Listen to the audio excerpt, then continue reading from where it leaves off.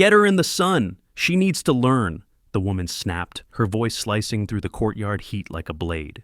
She didn't whisper. She wanted the entire row of watching neighbors to hear her judgment. My toddler trembled on the shimmering concrete, sweat gathering at her hairline, while the woman lifted her chin as if enforcing some noble law instead of cruelty.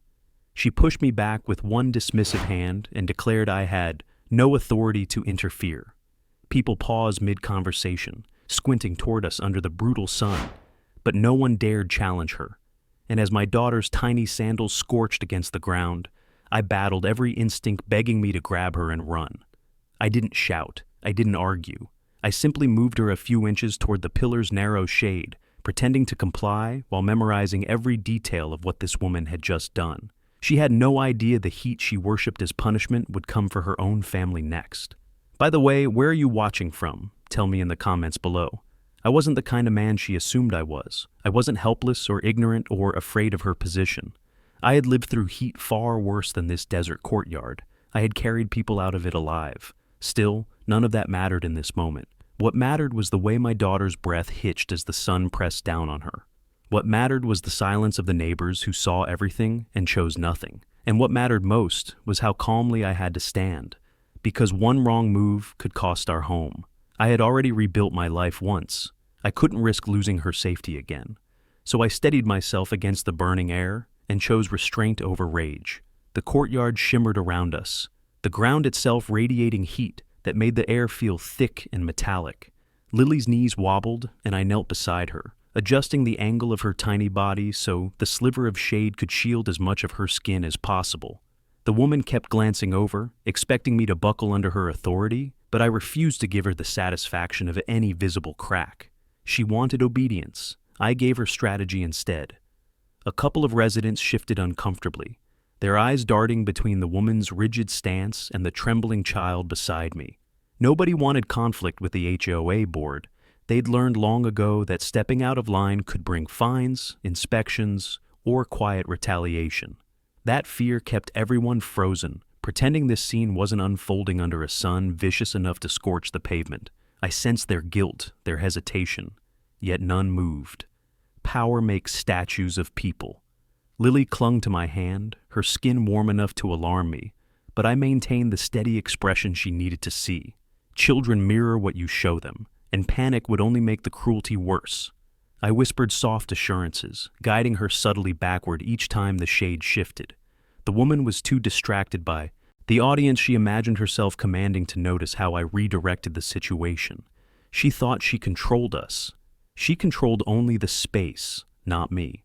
When she finally stepped away to greet a homeowner who had just arrived, I lifted Lily and carried her toward the cooler walkway without hesitation. The moment she was in my arms, her breath steadied and the tremble in her small shoulders eased.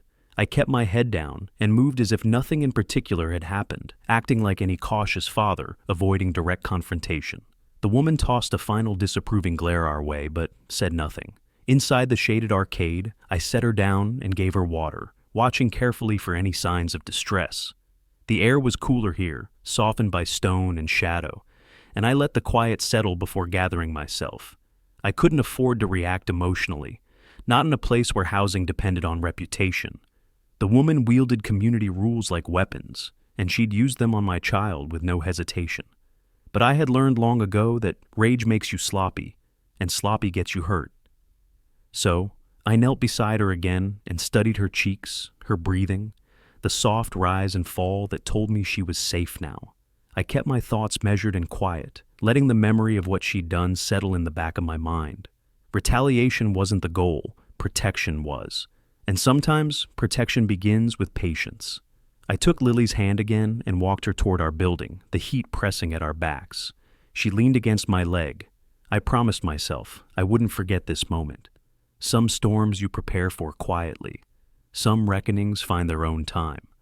I walked Lily inside with the last of the heat pressing at our backs, her small hands still wrapped around my fingers. The cool air of the hallway softened her breathing, though a faint pink lingered on her cheeks. I carried that color in my mind like a warning flare long after she settled against my shoulder.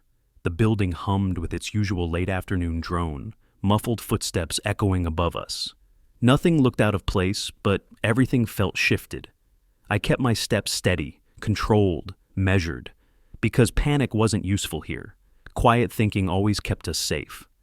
By the time we reached our door, she'd fallen half asleep on my shoulder. I eased it open, moved inside, and lowered her onto the couch where the ceiling fan stirred the air in slow, calming circles. She curled instinctively toward the cushions. I checked her temperature again. Cooler now, still a little warm but steady. I brushed her hair away from her face, letting my breath settle too. The courtyard scene replayed itself in my mind, the way that woman's voice cut through the heat, the way the neighbors froze. Power doesn't always shout. Sometimes it's the quiet expectation that no one will challenge it. I straightened and crossed to the kitchenette. The refrigerator door clicked open, spilling cold air across my skin. I pulled a juice pouch for her and a bottle of water for myself. The cold pressed into my palm, grounding me. I'd learned, in deserts far harsher than this neighborhood, that dehydration makes bad decisions. And bad decisions were something I couldn't afford in a community where people like Karen held the reins. A soft knock rattled the door, not sharp, hesitant. I opened it a few inches and saw Mrs. Patel from across the hall.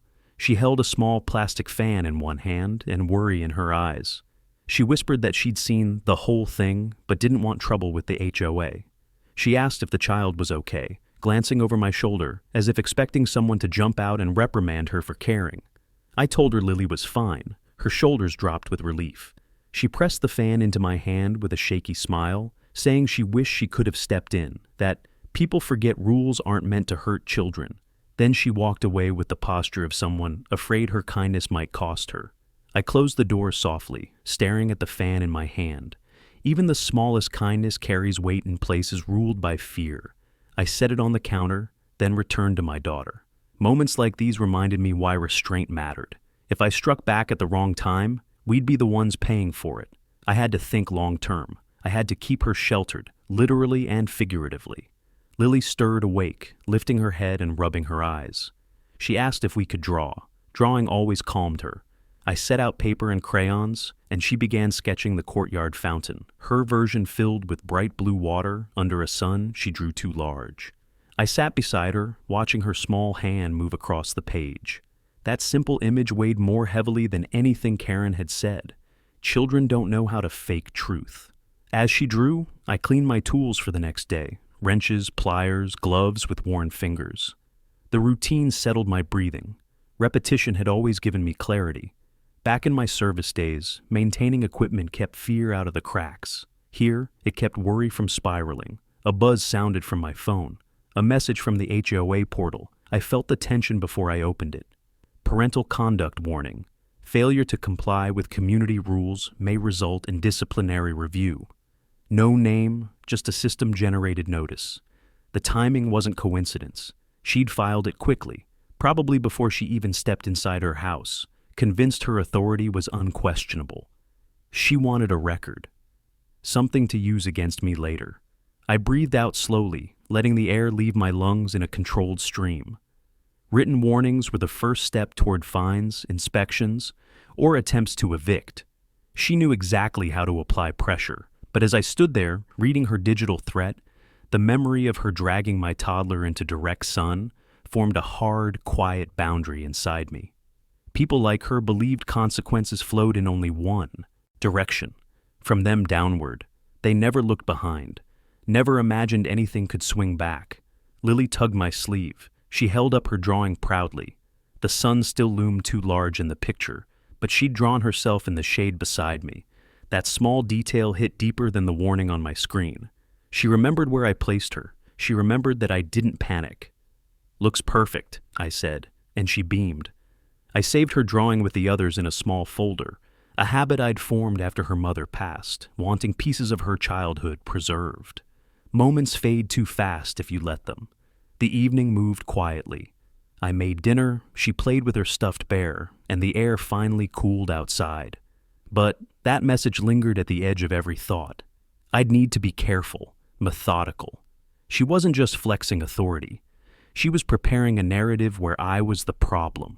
I tucked Lily into bed later, watching her eyelids flutter as she slipped into sleep. Her Her breathing settled into a steady rhythm that filled the room with peace. I sat beside her a long moment, grounding myself in the simple truth that every choice I made had to protect her. She was my compass.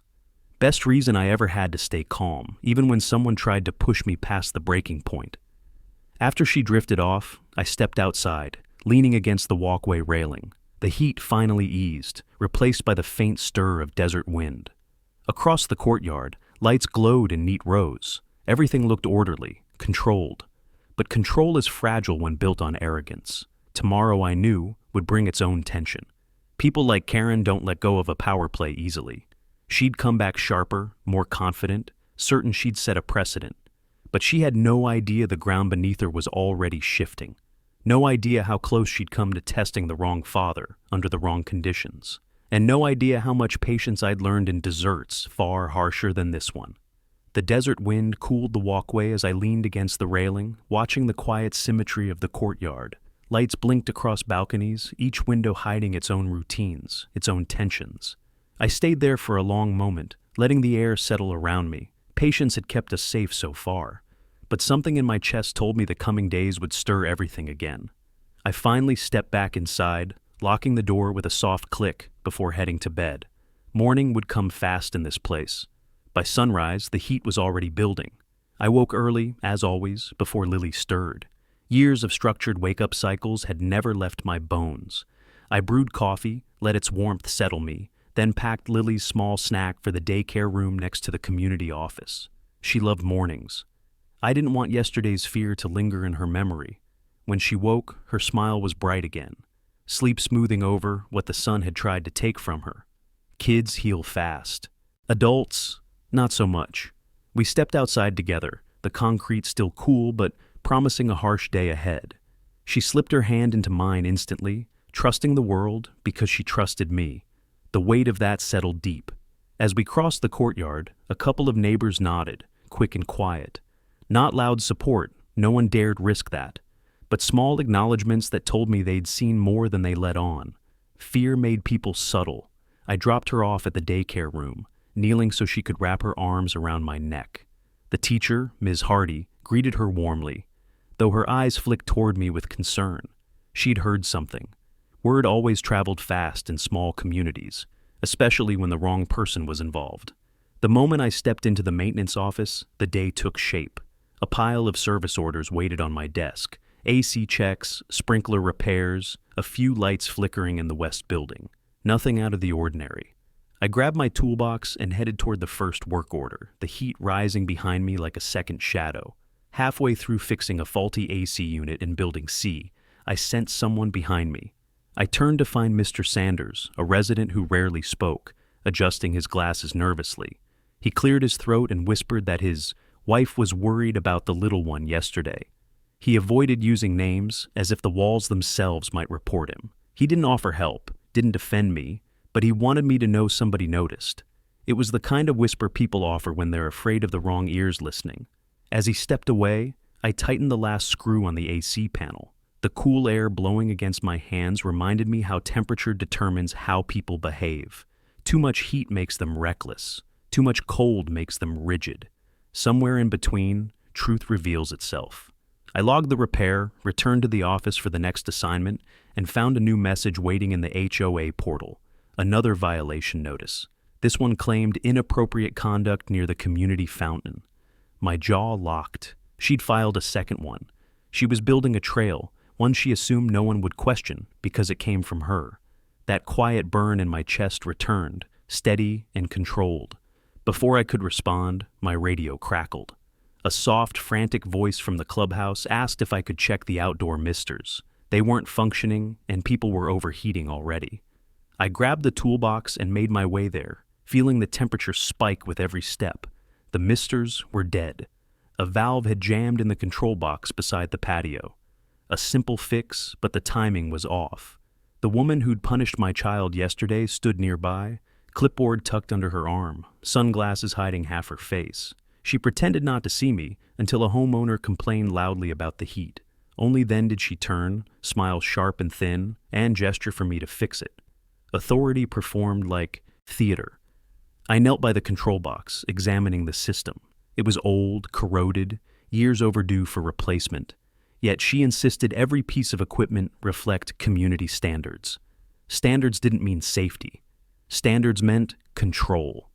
As I worked, she hovered, not close enough to help, just close enough to monitor. She asked whether the daycare room followed attendance rules, whether my daughter ever touched off-limits areas, whether I understood the severity of parental negligence.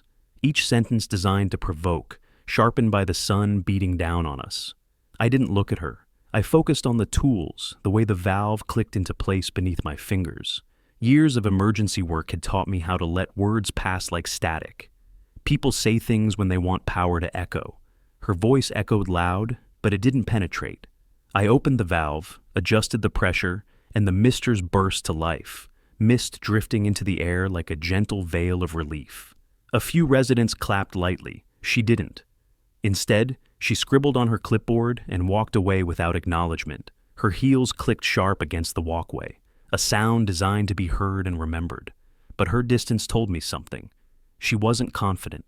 She was preparing the ground for something bigger. She thought she was tightening the net around me. She didn't realize nets catch the wrong things when tension builds too fast. I closed the control box, wiped my hands on a rag, and headed toward the next building. The sun climbed higher, heat building its own momentum, and somewhere in the layers of that rising pressure, I felt the shift, subtle but real. Soon, heat wouldn't just be weather. It would be consequence. By midday, the heat had turned the concrete bright enough to sting the eyes, and every outdoor surface radiated a warning. I walked toward the west side of the complex, toolbox in hand, feeling the temperature rise with each step. The misters had helped the clubhouse crowd, but the rest of Silver Mesa simmered under the same relentless sun. Work orders kept coming through the radio, minor issues all manageable, but the air felt thicker today, charged in a way I couldn't ignore. Heat does that. It shakes loose truths that people try to hide. I passed a couple of residents lingering near the mailboxes. They went quiet as I approached, exchanging cautious glances.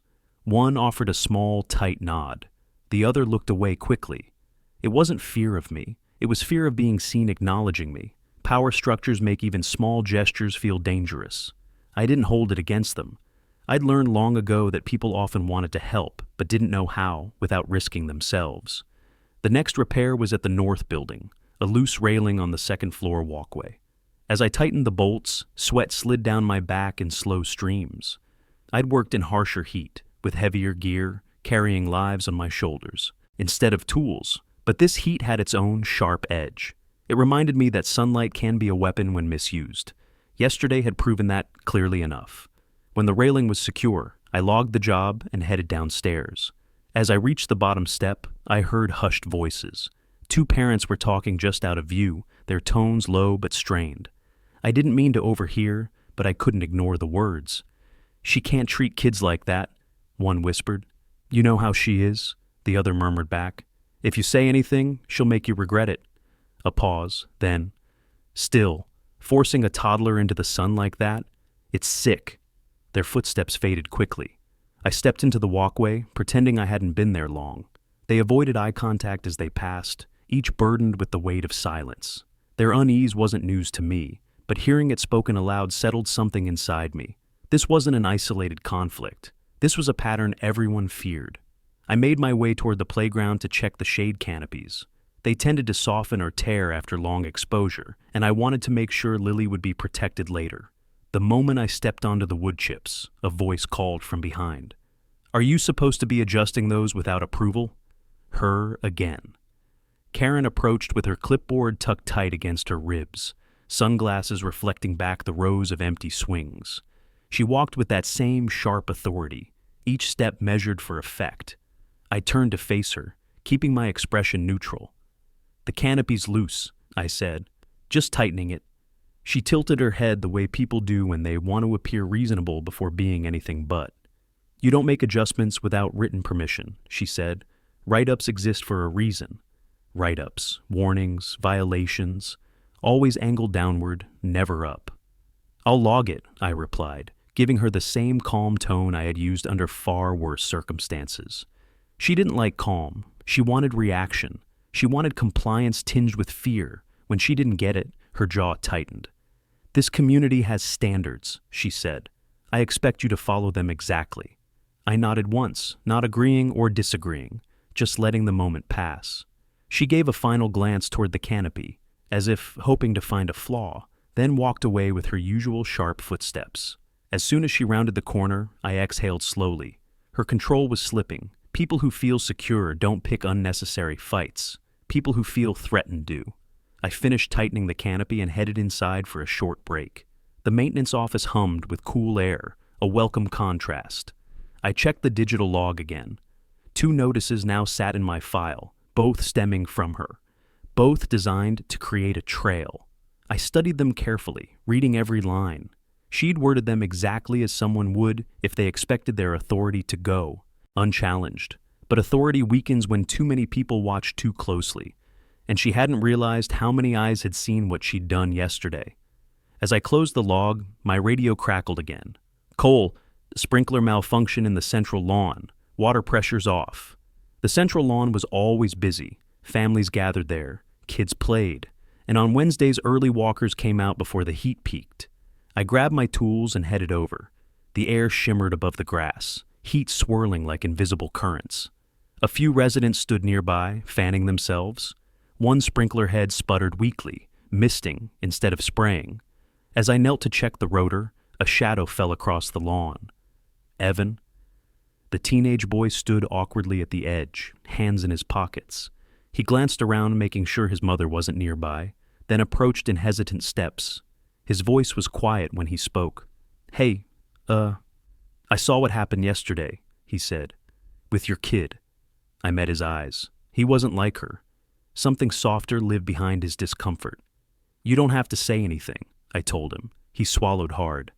"I know, but it wasn't right."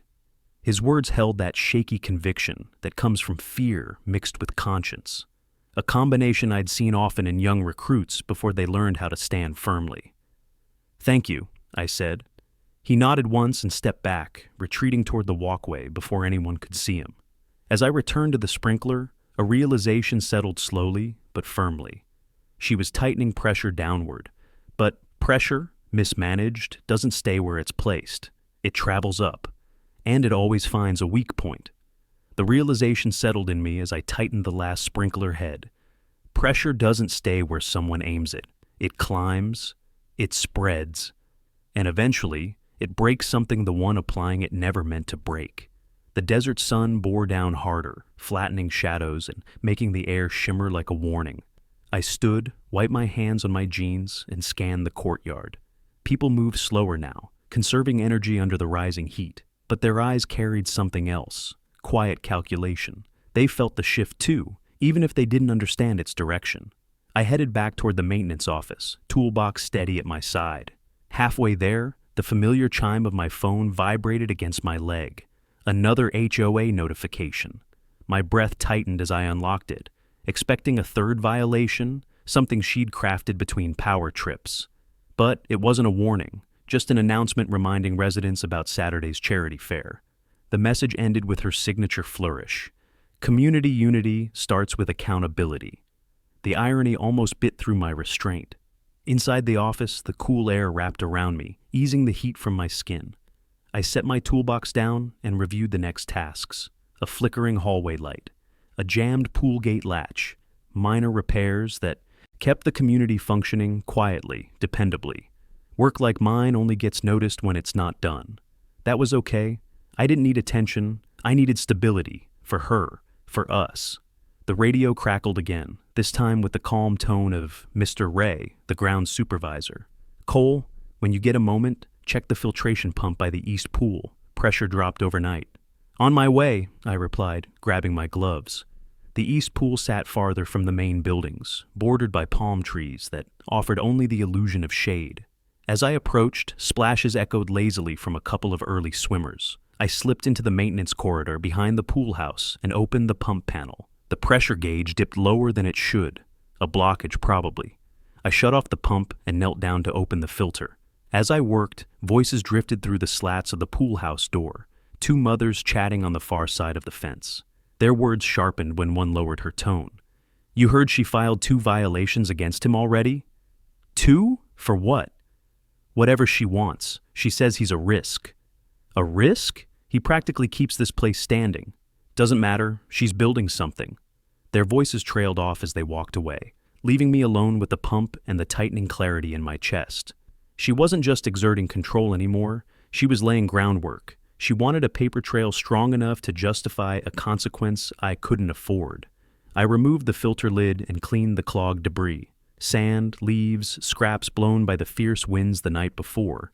Everything accumulates eventually. Even pressure. After the pump whirred back to full strength, I checked my watch. Still early. I had time to look in on Lily before moving to the next task. The daycare room buzzed with soft laughter when I picked in through the window. Children stacking blocks and painting. Lily sat at a low table, her face lit with concentration. She was drawing again. The sun and fountain, together on the page like yesterday, hadn't touched her. Resilience always found its way into her heart. I stepped back, not wanting to interrupt the peace she'd found, and headed toward the community center to inspect the electrical panel. The hallway leading there was empty, except for one person. Karen. She walked briskly, her heels clicking with controlled force. When she saw me, she stopped short. Sunglasses off this time, no audience around, just her, holding a stack of printed flyers for the charity fair. "Cole," she said, voice clipped. "You'll be assigned to event assistance on Saturday." The board agreed. I kept my posture neutral. "Whatever's needed." She narrowed her eyes. "This is mandatory. Attendance, professionalism, and compliance will be monitored. Community image matters." "I understand." She stepped closer, lowering her voice. "And one more thing. Your daughter is not to run. Around the fountain again. We can't have another scene. Scene." The word hit like a quiet spark against dry brush. "I already addressed it," I said evenly. "You'd better," she snapped, lifting her chin. "I won't tolerate negligence." Negligence? A word she weaponized easily. A word she believed applied only to others. She walked away, the hallway swallowing the sound of her steps. I stood alone, letting her intentions sink in. She was escalating.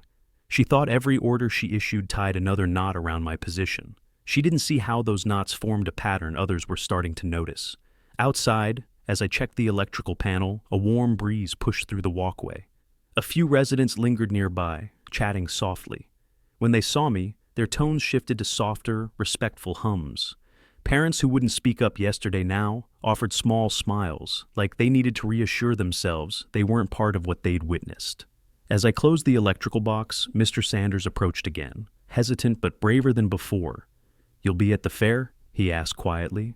"Working," I said. He nodded. "Good. It's good for people to see you there." Something unspoken passed between us. A shared understanding that community perception was shifting, not loudly, but steadily. Pressure travels. It doesn't stay neatly confined to the target. It seeps into cracks, settles into conversations, shapes opinions, slowly, invisibly.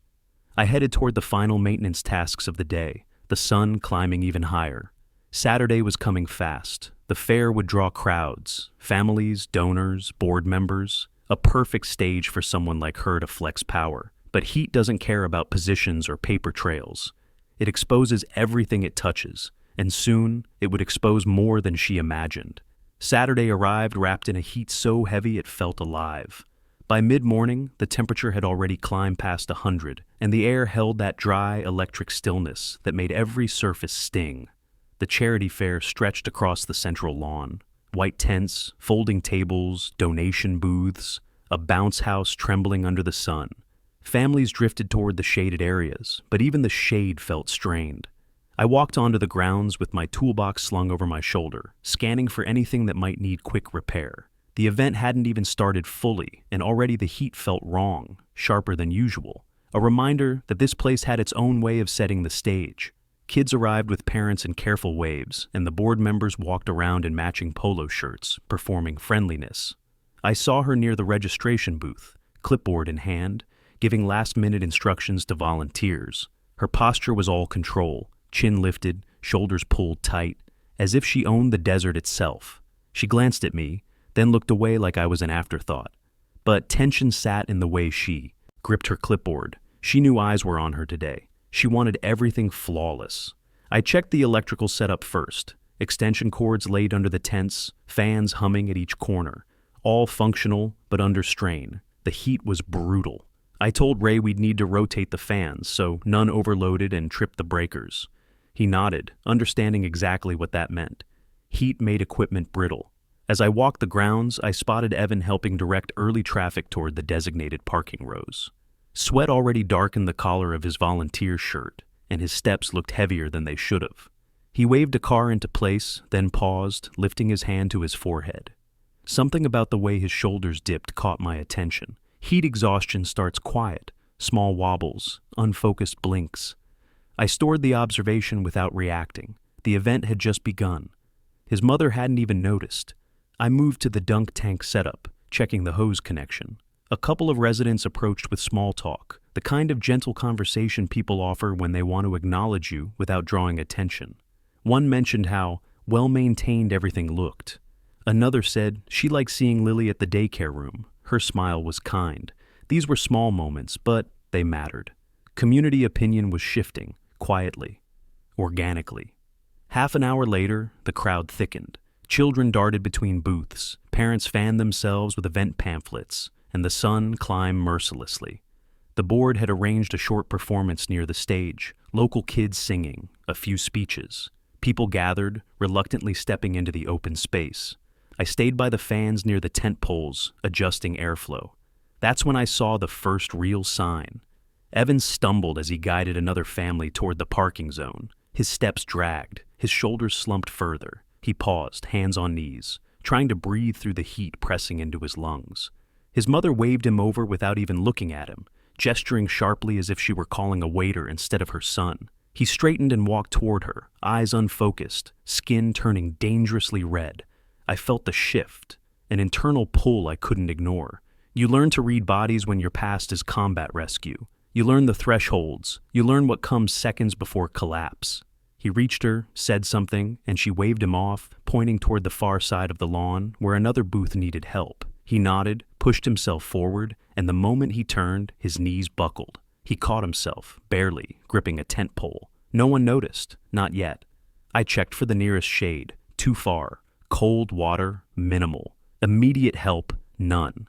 The heat was beginning to roll over the area in waves strong enough to twist the air.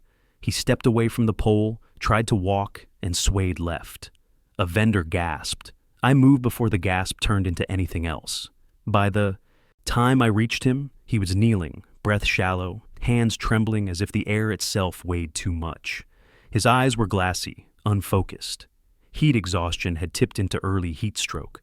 His body couldn't cool itself anymore. "I've got you," I said quietly, sliding an arm behind his shoulders and easing him to the ground. A couple nearby shouted for water. Another yelled for shade. The noise grew, panic edging into the buzz. I checked his pulse, fast, thready, skin hot, lips pale, his breathing unsteady. He needed rapid cooling and controlled hydration immediately. The same protocol I'd run in desert operations. The same skills no one here knew I had. I got his shoes off to release heat from his body, then guided someone to bring damp towels. Someone else handed over ice. I pressed cooling points at his wrists and neck, guiding his breathing. Phones started to rise. People stepped in closer. The beginning of a crowd forming. And then her voice sliced through the panic. "What happened? Evan, get up!" She dropped her clipboard, heels clacking as she shoved past people. She knelt beside him, touching his shoulder as if she could demand him upright through sheer authority. But her eyes betrayed fear so sharp it cracked through her posture. "What are you doing to my son?" she snapped at me. "Saving him," someone behind her said. The silence that followed was the kind that shifts the direction of a story entirely. I didn't look at her. I focused on him. His pulse steadied under my fingers. Breath returned in shallow waves. His eyelids fluttered, recognition dawning slowly. Then he whispered, hoarse and cracked, "Mom." He helped. His kid. Yesterday. You forced. The words slipped out raw, uncontrolled. Dozens of people heard. Dozens of phones recorded. Karen froze, the truth hanging in the heat like a flare. Her pressure had traveled upward at last, and it had found its weak point. Silence rippled across the fairgrounds the moment Evan's words hit the air. Dozens of people stood frozen, parents clutching water bottles, kids mid-step, volunteers gripping clipboards. Even the heat seemed to pause, hanging heavy above us like it was waiting for someone to breathe first. I stayed focused on Evan, monitoring his pulse, adjusting the cold packs along his arms. Stabilization came in slow waves, his chest rising in shallow but improving rhythm. But the world around us, that was shifting faster than the temperature. Karen hovered beside him, one hand covering her mouth, the other trembling despite how tightly she pressed it to her thigh. For the first time since I'd met her, she didn't look in control. She looked small, overexposed, like the sun finally landed squarely on her instead of the people beneath her. What is he talking about?" she managed to whisper, her voice thin and fraying. Nobody answered. The crowd didn't move, they didn't blink. They watched. And watching is its own kind of verdict. A paramedic unit rolled in through the open gate, tires kicking dust into the air. 2 medics jogged toward us, their bags swinging against their sides. I stepped back, but stayed close enough to answer their rapid-fire questions. When one checked Evan's vitals and noted his temperature, the medic glanced at me with recognition in her expression. Not recognition of my face, recognition of my handling. "You've done this before," she said quietly. "Once or twice," I replied. She didn't need more. She gestured for me to stay, assisting briefly while her partner prepped the stretcher. As the seconds ticked by, Evan's breathing steadied further. His eyes found mine with weak gratitude before flicking back to his mother. She reached for his hand, but guilt shadowed her face. "You forced his kid," Evan repeated, eyes half closed. The words came out softer this time, but carried even more weight because he wasn't confused or disoriented. He remembered, and everyone knew it. Karen's breath hitched. Her spine straightened in reflex, but her composure didn't follow. "That's not what happened," she said quickly, too quickly. "He's overheated. He doesn't know what he's saying." The look on the medic's face told her she'd chosen the wrong defense. "He's coherent," the medic said firmly. "Heat stroke affects the body first, not memory." The crowd murmured loud enough to break the last layer of silence. A few phones angled closer. Someone whispered, "I saw it too." Another added, "She dragged that little girl into the sun." Karen spun toward the voices, panic jerking through her shoulders. "This is ridiculous. None of you—" "Ma'am," the medic interrupted. "We need space." It wasn't a request. Karen stepped back, but not willingly. She bumped into one of the fundraiser tables, rattling the water jug stacked on top. Her fingers shook as she steadied herself. I could almost see the moment she realized the eyes watching her weren't the same eyes that watched her yesterday. They weren't deferential, they weren't impressed, they were remembering. The medics lifted Evan onto the stretcher. His hand reached out once more, catching my wrist with surprising strength. "Thanks," he whispered. "You're okay?" I replied quietly. "Breathe slow."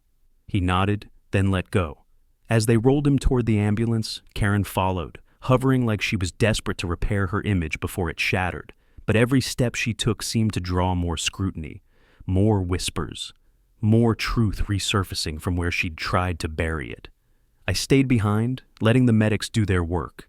A cluster of parents approached me cautiously, as if unsure where the lines of propriety landed now. One of them, a father I'd barely spoken to before, stepped forward. "You knew exactly what to do," he said. "How?"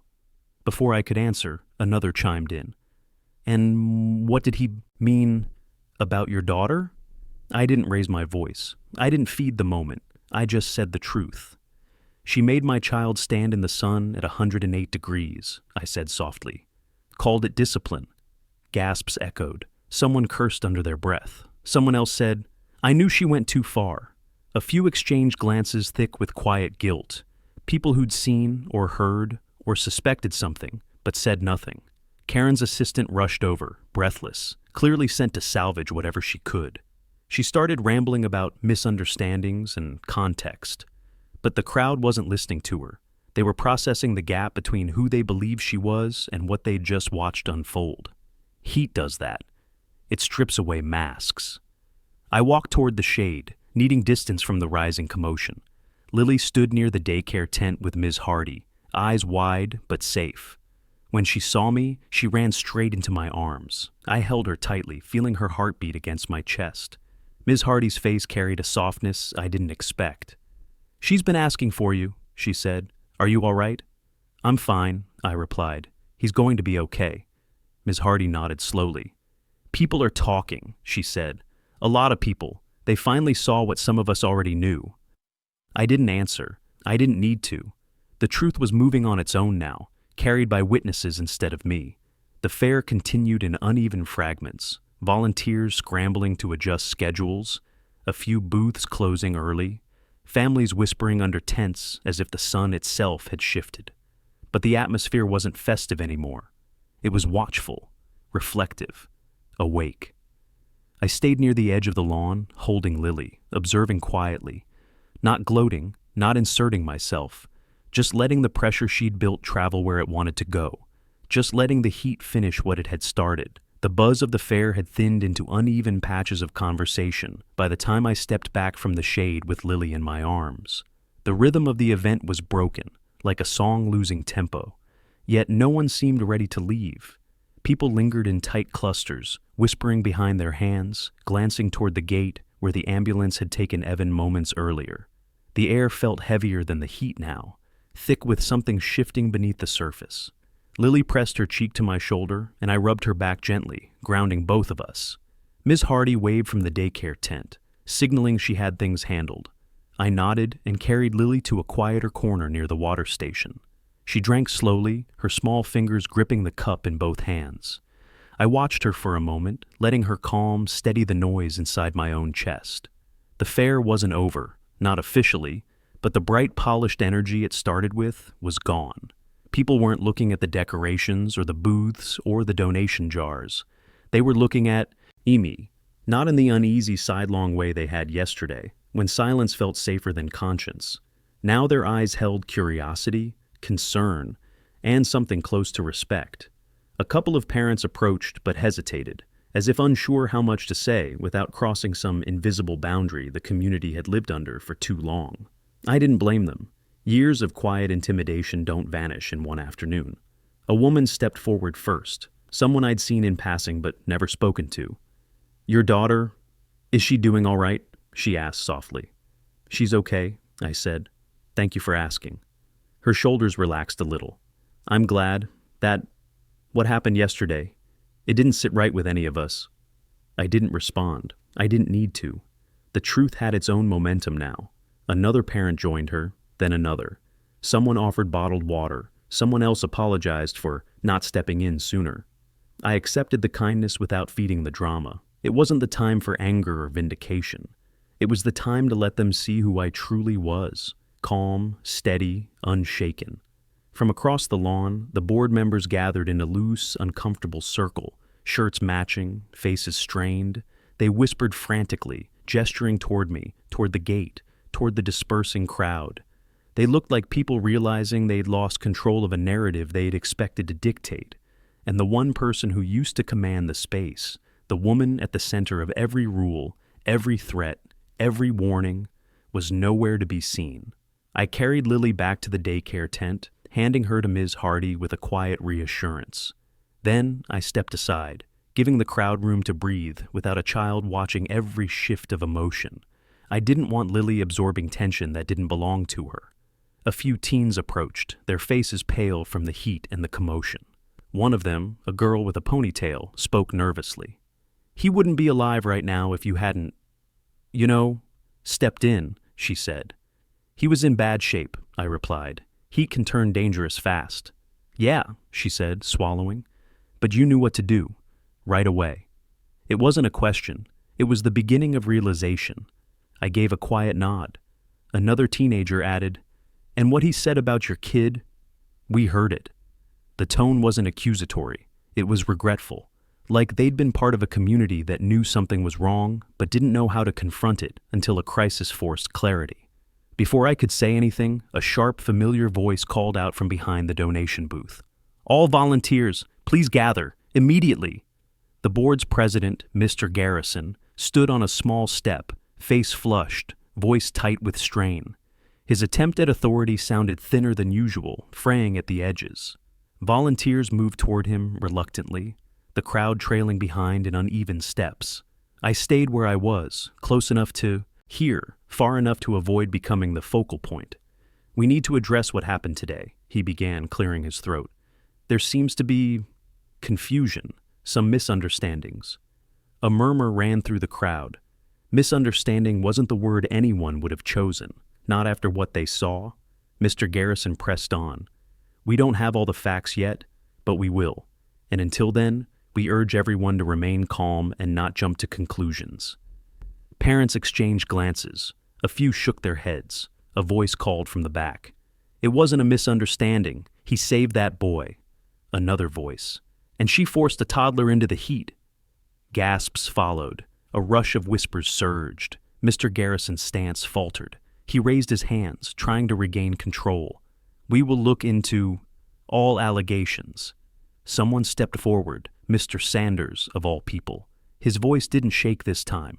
"We all saw what happened, and some of us saw what happened yesterday too." All eyes turned toward him. His throat bobbed, but he didn't back down.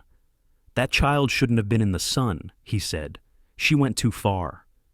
A collective exhale rippled through the crowd. Relief, courage, the first sign of people finally stepping out of their fear. The board members exchanged alarmed looks. Without Karen beside them, their composure cracked. I didn't move, I didn't speak, I didn't need to. The community had begun its own reckoning. Ray approached me quietly. "You okay?" he asked under his breath. "I'm fine," I said. He nodded. "People are looking at her differently now. She can't hide from this." He was right. Pressure had traveled, and the crowd had chosen which direction it belonged to. I picked up Lily again, her arms wrapping around my neck, her cheek warm but safe against my shoulder. The fair was dissolving. Volunteers packing up early. Board members retreating to the clubhouse for frantic discussions. Parents guiding kids home, speaking to each other in sharper whispers than before. As we walked toward our building, one thought settled firmly, quietly. Today wasn't the end of the story. It was the beginning of the exposure. Subscribe if you want to see how this unfolds next. When the heat breaks, truth rises. The walk back to our building felt different than it ever had before. Not lighter, just clearer. The fair's noise faded behind us, replaced by the soft hum of cicadas rising in the late heat. Lily clung to me, her small fingers curled into my shirt, already drifting toward sleep after the long, overwhelming day. I held her close, steadying my breathing so she could feel calm in my arms. The desert sun hung low now, but the ground still pulsed with the day's heat, the kind that lingers long after the source disappears. Inside our apartment, the cool air settled around us like a relief. I laid Lily on the couch and brushed her forehead. She blinked up at me with a sleepy smile before closing her eyes again. The world outside had shifted during that fair, but in here, she was safe. That was what mattered most. Still, as I watched her sleep, the weight of what had happened pressed against my thoughts. I'd expected consequences eventually, especially after yesterday, but not like this. Not this sudden public awakening. The community had witnessed what she'd done to my child. They'd heard her son speak. They'd seen how quickly her authority cracked under pressure, and once people see a truth like that, they can't unsee it. I stepped out onto the walkway, leaning my forearms against the railing. The courtyard below looked washed in gold from the setting sun. A few residents milled around, talking in hushed voices. Not fearful this time, just contemplative. A pair of teenagers sat on the edge of the planter, replaying the scene on their phones. A mother guided her daughter inside with a protective arm around her shoulders. People were changed by what they had witnessed, even if they didn't understand the full weight of it yet. A familiar voice echoed from the left. That was something today. Ray approached with his slow, deliberate steps, wiping his hands on a rag. His work shirt was stained with the long day's sweat, and his eyes held that tired understanding of a man who had spent years watching things he couldn't fix. "Fair got cut short," I said. "Can't blame him. Heat didn't let up. Neither did the drama." He leaned against the railing beside me. For a while, we stood in silence, watching the sky shift colors. "They're talking," he finally said. "All of them, words spreading fast." I nodded. I'd felt it already. And the board? I asked. Shaken, Ray said. They retreated to the clubhouse like someone pulled the floor out from under them. Meetings, calls, pacing, the whole mix. She wasn't with them. Everyone noticed that too. A door opened down the walkway, and Mrs. Patel stepped out, holding a small bag of groceries. She saw us, hesitated, then approached. I just wanted to say, I'm relieved the boy is all right, she said gently. You acted so fast. He needed help, I replied simply. And your daughter. I hope she's doing better after everything. She's okay? Mrs. Patel exhaled, the sound trembling with unspoken guilt. I wish I'd said something yesterday, she murmured. I was scared, but I saw. Many of us did. You don't owe explanations, I said. People do what they can. She shook her head. No, people do what they are allowed to do. Fear keeps the rest quiet. Her words carried more insight than she likely realized. She offered a small smile, squeezed my arm, then continued down the walkway. After she left, the weight of the day settled deeper into my muscles. The fair had exposed the crack. Now the community was peering inside, trying to understand everything they had ignored for years. I didn't gloat. I didn't revel in her downfall. But I also didn't ignore the shift. People who once averted their eyes now nodded at me in passing. Neighbors who stayed silent now lingered nearby, and those who feared her influence finally had permission, granted by truth, not by me, to step out from under it. I headed back inside, closing the door softly. Lily remained asleep on the couch, the quiet rise and fall of her chest steady, grounding. I cleaned up leftover crayons and a half-finished drawing she'd started that morning. A sun, a fountain, a pillar with shade. She always captured truth without knowing it. Later, as I prepared dinner, the soft vibration of my phone broke the calm. Another HOA notification. For a moment, I braced myself, expecting one last attempt from her to reassert control, to regain footing in a battle she'd already lost. Instead, it was a community update. Emergency HOA meeting called for tomorrow at 6 p.m. All residents encouraged to attend. No signature, no flourish. Just a plain, stripped-down message. They'd dropped her branding. That alone told me everything. I served myself a quiet dinner, ate beside the window, and watched the last of the sunlight fade behind the rooftops. The desert cooled slowly, reluctantly releasing its grip on the day. The world felt suspended for a moment, like the air between lightning and thunder. This wasn't vindication yet. It wasn't justice. It was the storm gathering pressure. And when pressure gathers long enough, it doesn't just break, it exposes. After Lily woke, I tucked her into bed with a soft blanket, kissed her forehead, and sat beside her until her breathing steadied again. Her safety was the beginning and end of my choices. Everything else was noise. When the apartment finally fell silent, I leaned back in my chair and let the events of the day settle. Tomorrow's meeting would decide more than the board realized. Truth had already slipped free, and truth, once released, doesn't go back quietly. The night settled over Silver Mesa with a quiet tension, the kind that feels like the desert is holding its breath. After tucking Lily into bed, I stayed awake longer than usual, sitting by the window and watching the lights blink off across the courtyard. Every home looked calm from a distance, but the fair had stirred something inside each of them.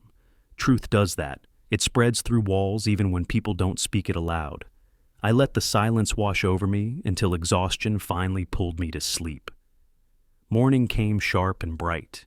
I woke early, a habit years in the making, and moved quietly so Lily could rest a little longer. The air outside the window glowed with the soft promise of sunrise, but the heat rose beneath it like a threat. Another scorching day was coming, another day where anything could happen.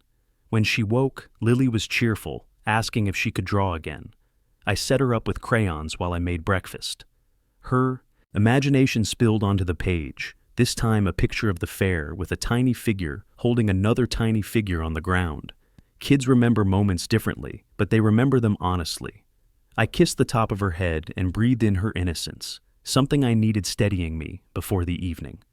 As the day unfolded, I completed work orders across the community. A gate latch, a broken sprinkler valve, a faulty stairwell light. Residents greeted me with more warmth than usual. Small nods, gentle smiles, the occasional, "How's your daughter?" They weren't bold enough to speak against the board yet, but something in their eyes had shifted from fear to awareness.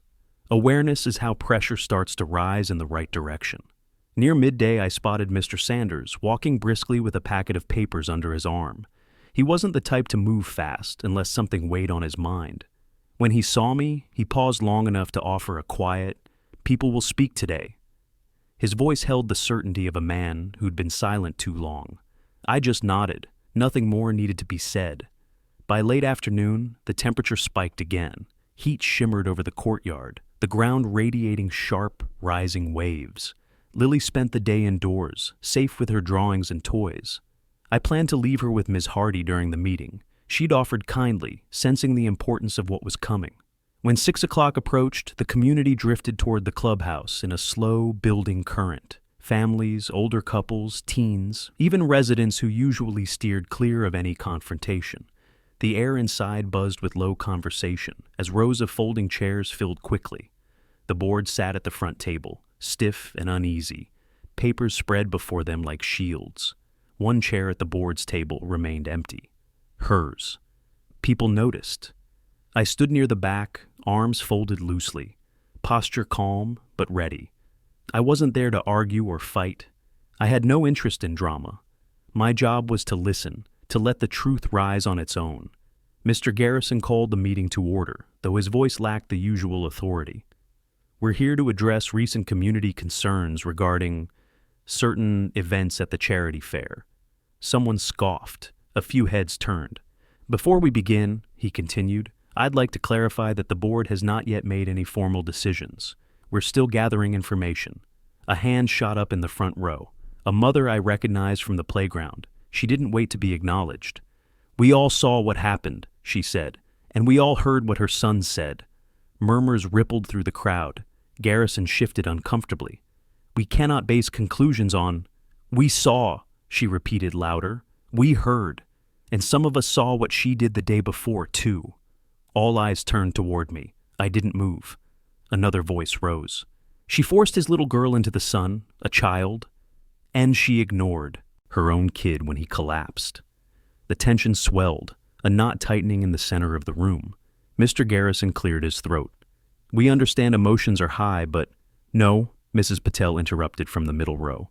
Her voice carried more strength than I'd ever heard from her. "Emotions aren't the issue. Safety is, leadership is, integrity is." The room stilled. Another resident stood, then another, their voices layered, calm, steady, resolute. They weren't accusing me of anything.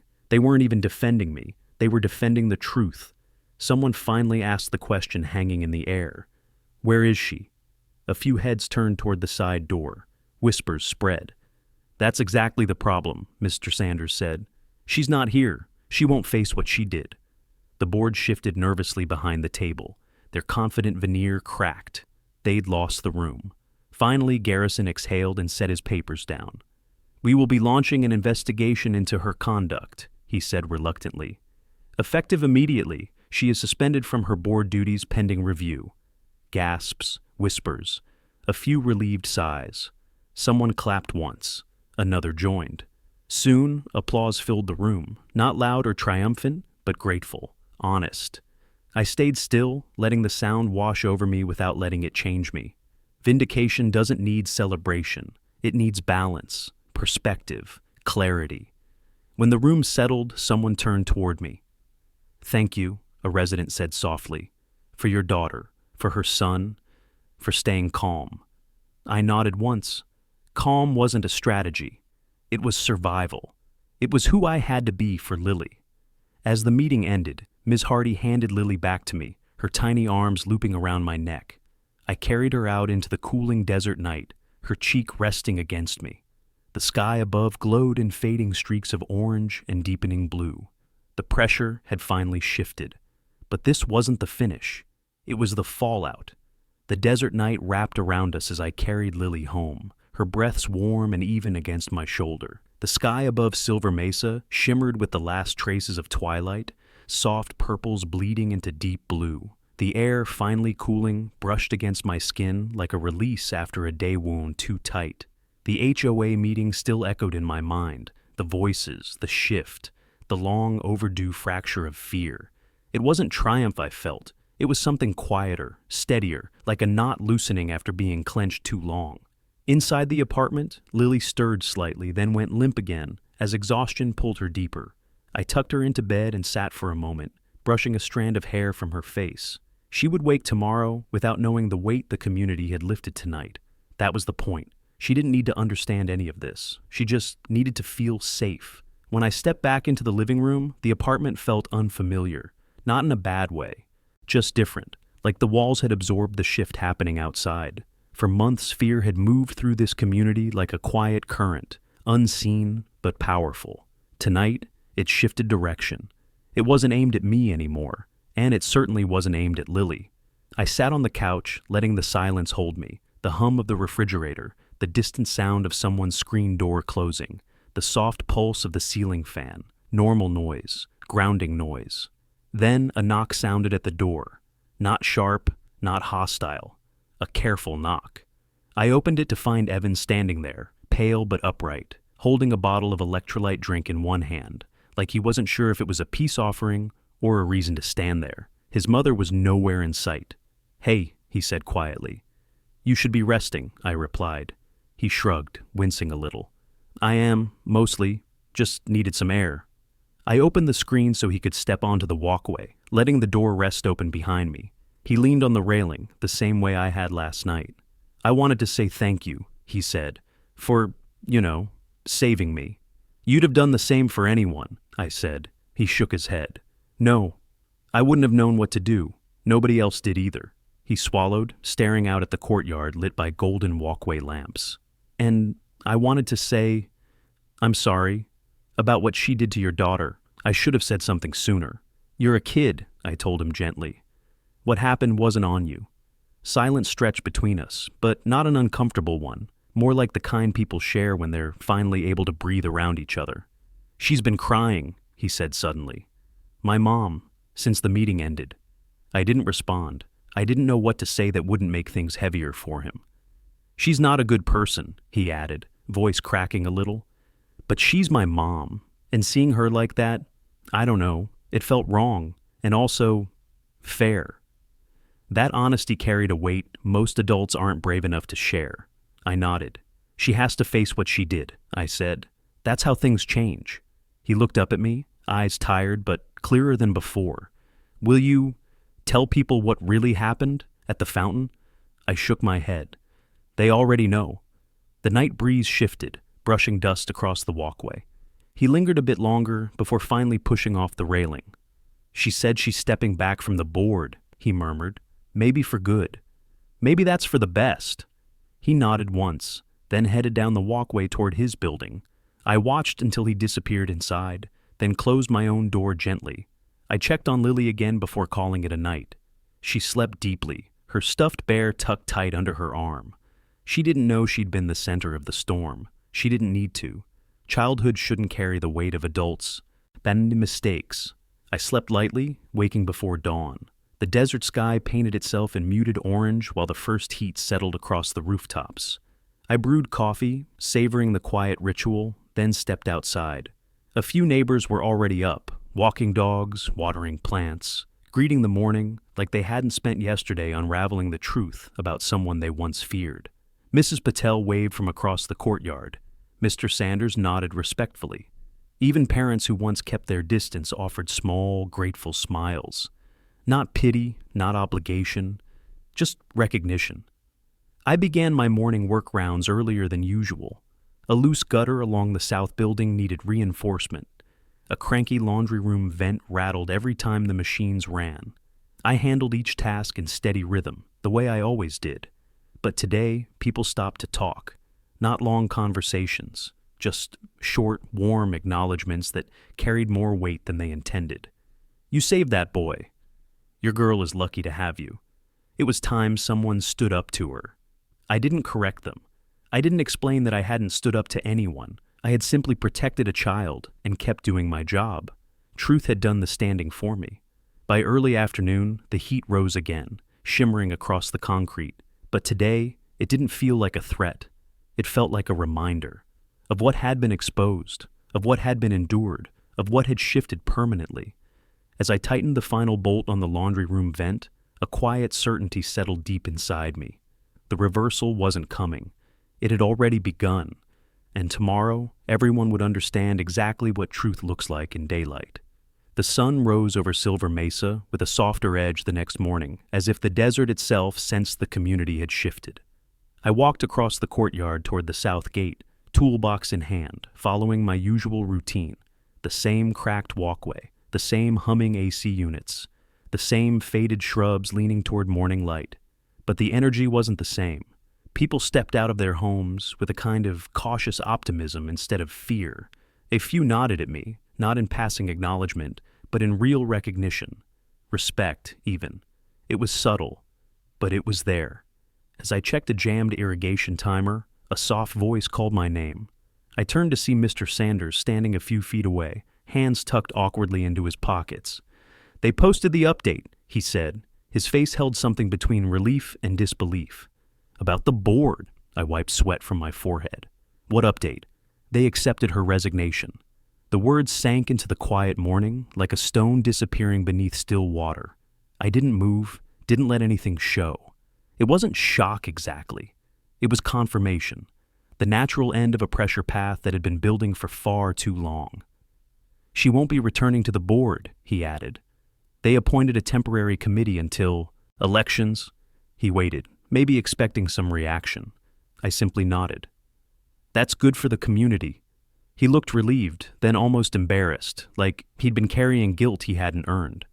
"I'm glad it's over," he said quietly before heading back inside. Over. The word hung in the heat as I finished my repairs. Silver Mesa hummed with the gentle rhythm of a community finally able to breathe. Kids played in the courtyard, their laughter echoing across the walkway without hesitation. Parents watched with open, easy faces. Even the fountain, once a place tied to something painful, looked different today. Lily ran toward it with her usual enthusiasm when I returned to the apartment to get her for our morning walk. She clung to my hand as we stepped into the courtyard, her energy bright and innocent. When she stopped in front of the fountain, staring at it with wide curiosity, I felt that familiar tug in my chest. Not fear, something gentler. "Can we sit?" she asked. "Yeah," I said, lifting her onto the bench beside me. She splashed her hand in the thin spray drifting from the fountain's mist ring. Her giggle filled the air, soft and unburdened. I watched her for a long time, the way the sunlight caught her hair, the way her little feet swung without touching the ground. The memory of her trembling in the heat just days ago felt distant now, not gone, but softened by what came after. A few residents walked by, offering cautious smiles. A father stopped and knelt, handing Lily a sticker sheet he'd picked up from the fair. She accepted it with a shy thank you, and he looked at me with a quiet sincerity that spoke louder than words. "You did a good thing," he said, "for her, for all of us." I didn't answer. Some truths don't need words, they just settle. Later that afternoon, I returned to work rounds. The heat still hung heavy, but it felt less hostile, more like a presence we all understood now. As I checked the backflow valve near the maintenance shed, I heard footsteps approaching. When I turned, I saw her, standing just beyond the shade line. Karen, shoulders slumped, hair pinned back messily. No clipboard, no sunglasses, no sharp steps. She stopped a few paces away, not close enough to intrude, but close enough that the intention was obvious.